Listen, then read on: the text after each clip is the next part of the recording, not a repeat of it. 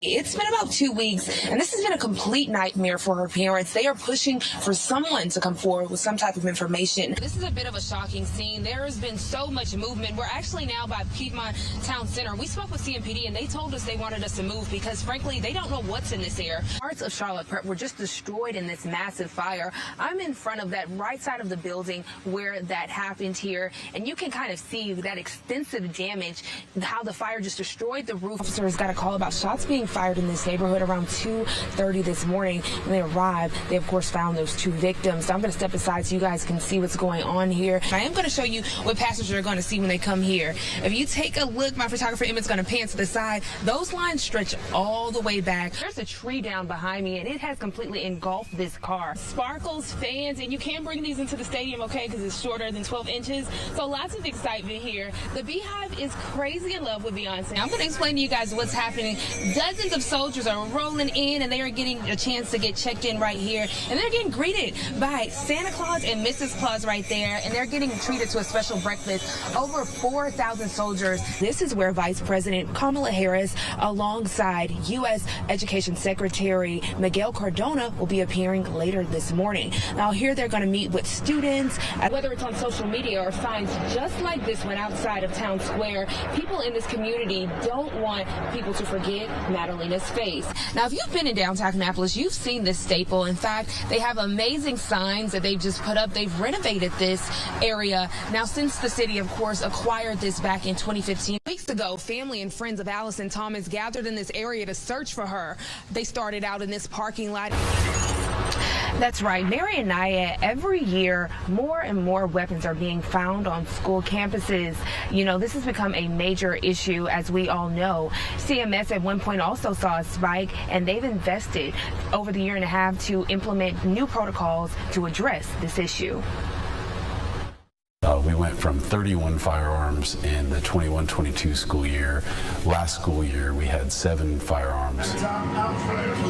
CMS seeing a big difference after making changes following several incidents involving weapons on campuses. In 2018, a student was shot and killed inside Butler High School. In 2021, a student fired shots in the parking lot of West Charlotte High. We had a firearm problem in 21-22. We had to find something specific to solve that issue. Brian Schultz is Chief Operations Officer. He's been with the district for almost a decade. Part of his job focuses on school security at all CMS campuses. He, along with other school leaders, have been working with student advocates like Malachi Thompson to create solutions.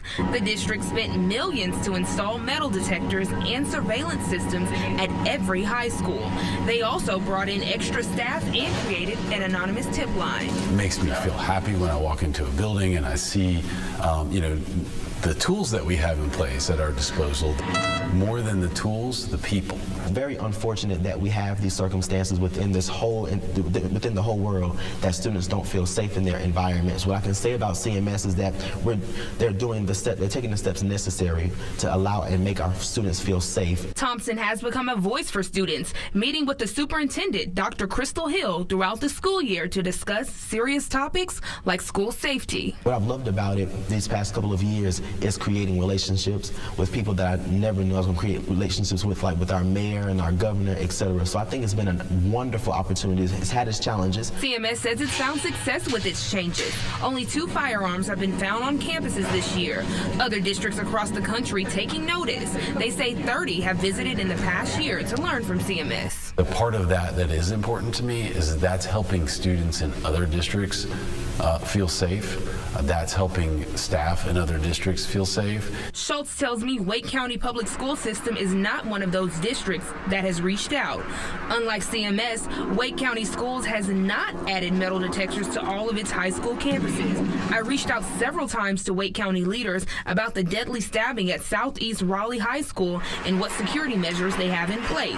I received no response. Schultz and Thompson tell me they hope school leaders and parents in Wake County can come together to figure out how to make schools there safer.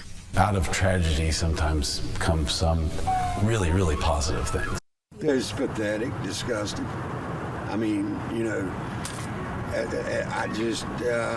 I'm glad I wasn't sitting in there eating. A scary encounter for the staff at China City. As they were closing Sunday night, robbers entered through the back door with a gun. According to Gastonia police, once inside, they herded the employees into the main dining room area and emptied the cash register. One of the robbers shot the restaurant owner. Just don't understand why somebody would do something like this, but you know, it's society now. It's what, you know, it's what, unfortunately, it's what it's came to. Even though the restaurant was closed today, customers came to show their support and leave behind messages of encouragement for the family.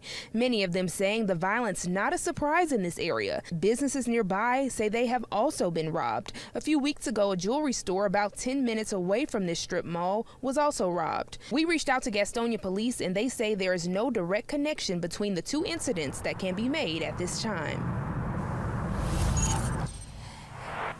And police are still working to find that suspect. The family did tell me they have cameras inside of the restaurant and they have turned that footage over to police. We walking around a lot, finding clues to figure out like when stuff happened. We have this app. It's a yellow dot where it makes us follow around. While it's normal to see kids spending the weekends on their phones, it's not usual to see them using their devices at a graveyard. Yet here we are at the historic Pinewood Cemetery looking at an app called Our Stories. Technology is a great way to open up topics and subjects that may not seem that exciting. A graveyard, a cemetery isn't the first thing that's going to jump to a child's mind, but when you tell them there's a game involved, there's a buy-in that really gets the outcome. From One to Some has been working to clean up this cemetery. During the process, the nonprofit decided it wanted to do more to tell the stories of the people buried here. They started working with potions and pixels, and after 2 years, created this app. Students played a big role in the development process and learned lots while working in the cemetery. There is a field back here where if you stand, you would think that no one's buried because it just appears empty. But what we learned in the process was that there are actually thousands of people buried there and that they all have stories that need to be told and honored. If you download the app and it's free, you can stand in place and see the virtual headstones. Many are enslaved African Americans with grave sites located right here outside of Uptown. Developers tried to build here, and at one point 77 went through the cemetery, making certain sections inaccessible. But now parts of the cemetery are preserved. At one point, people couldn't even cross over from this side over to Elmwood. We wanted to ensure that these were the primary stories that were being told. Those stories are now being shared with the new generation. These kids are with the West Side History Club. Well, I learned about this girl named Charlotte, and she died in 1781. What have you learned so far? I learned that Charlotte was founded in 1768. Organizers say they feel a sense of urgency when it comes to teaching the youth about history and that the past holds a key to a better future. We want to make sure our kids understand that it's important that they be contributors and that they understand that there's a path to that. Kids need to see that and understand that that's something worth preserving, worth discussing, and worth emulating. This cemetery is located near several landmarks, including the Uptown skyline. It's right by the Music Factory. As the city grows, From One to Some is dedicated to making sure these stories are not forgotten. They're working to also transform other abandoned cemeteries. They want to make sure these people's stories are never forgotten. In Charlotte, Faith Alford, WBTV, on your side.